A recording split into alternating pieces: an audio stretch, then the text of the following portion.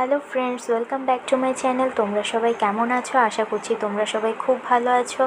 আমিও খুব ভালো আছি। আজ চলে এলাম তোমাদের সাথে নতুন একটি রেসিপি শেয়ার করতে। সেটি হচ্ছে ডিম ভাপা কারি। তো ডিম ভাপা কারি বানানোর জন্যে আমি প্রথমে একটি টিফিন বক্সে 3খানা ডিম ভেঙে নিলাম।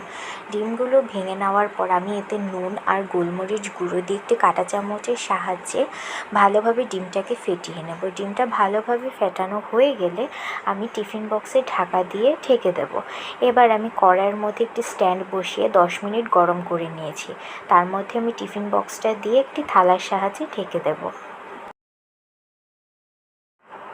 প্রায় 20 মিনিট পর আমি টিফিন বক্সটাকে উনুন থেকে নামিয়ে ভালোভাবে ঠান্ডা করে ছুরির সাহায্যে ডিমটাকে বের করে নেব। বের করে নেওয়ার পর এবার আমি ছুরি দিয়ে পিস করে নেব। পনিরের সাইজে ছোট ছোট পিস করে নেব। বেশি ছোট করলে আবার ঝোলের মধ্যে ভেঙে যাবে, তার জন্য একটু বড় বড়ই রাখবো। এবার আমি কড়ার মধ্যে তেল দিয়ে দেব। তেলটা ভালোভাবে গরম হয়ে যাওয়ার পর তার মধ্যে আমি প্রথমে যেই ডিমগুলোকে আমি ছোট ছোট করে পিস করে রেখেছিলাম সেগুলো দিয়ে দেব। দেওয়ার পর তার মধ্যে আমি নুন আর হলুদ দিয়ে দেব। নুন হলুদ দিয়ে ডিমগুলোকে খুব ভালোভাবে ভাজতে হবে, একটু শক্ত করে ভাজতে হবে, মানে লাল লাল হয়ে গেলে তারপর আমি ভাজাগুলোকে নামিয়ে নেব। তো ভাজাগুলো নামিয়ে নেওয়ার পর আমি আগে থেকে কিছু ডুমো ডুমো করা আলু সেদ্ধ করে নিয়েছিলাম, সেটাকে নুন হলুদ দিয়ে তেলের মধ্যে ভেজে নেব। তোমরা চাইলে এটা আলু ছাড়াও করতে পারো, তবে আমি আজ আলু দিয়ে তোমাদেরকে করে দেখাচ্ছি।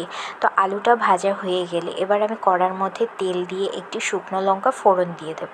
শুকনো লঙ্কাটা যখন একটু ভালোভাবে ভাজা হবে, মানে গন্ধটা বেরিয়ে যাবে, তখন আমি তার মধ্যে তেজপাতা আর জিরে ফোড়ন দিয়ে দেবো। জিরেটা একটু ভালোভাবে ভাজা হয়ে গেলে এবার আমি পেঁয়াজ কুচি দিয়ে দেবো। পেঁয়াজ কুচিটা একটু লাল লাল হয়ে গেলে তার মধ্যে আমি পেঁয়াজ বাটা দিয়ে দেব।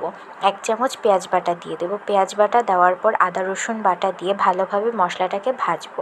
মশলাটা ভালোভাবে ভাজা হয়ে গেলে এবার আমি গুঁড়ো লঙ্কাগুলো দিয়ে দেবো। যেরকম এখানে আমি নিয়েছি হলুদ গুঁড়ো, লঙ্কা গুঁড়ো, ধনে গুঁড়ো আর জিরে গুঁড়ো দিয়ে মশলাটাকে একটু নেড়ে চেড়ে একটু জল দিয়ে ভালোভাবে মশলাটাকে কষাবো।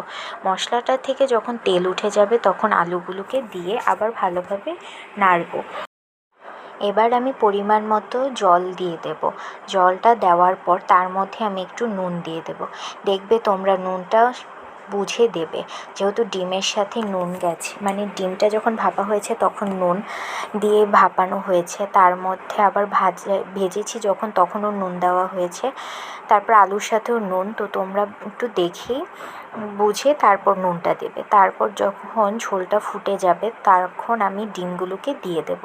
তো আবার ভালোভাবে ফুটিয়ে তারপর আমি গরম মশলা গুঁড়ো দিয়ে নামিয়ে নিলেই রেডি আমার ডিম ভাপা কারি। তো তোমাদের রেসিপিটি কেমন লাগলো তোমরা অবশ্যই কমেন্টে জানাও। ভালো লাগলে লাইক, শেয়ার আর সাবস্ক্রাইব করে দিও।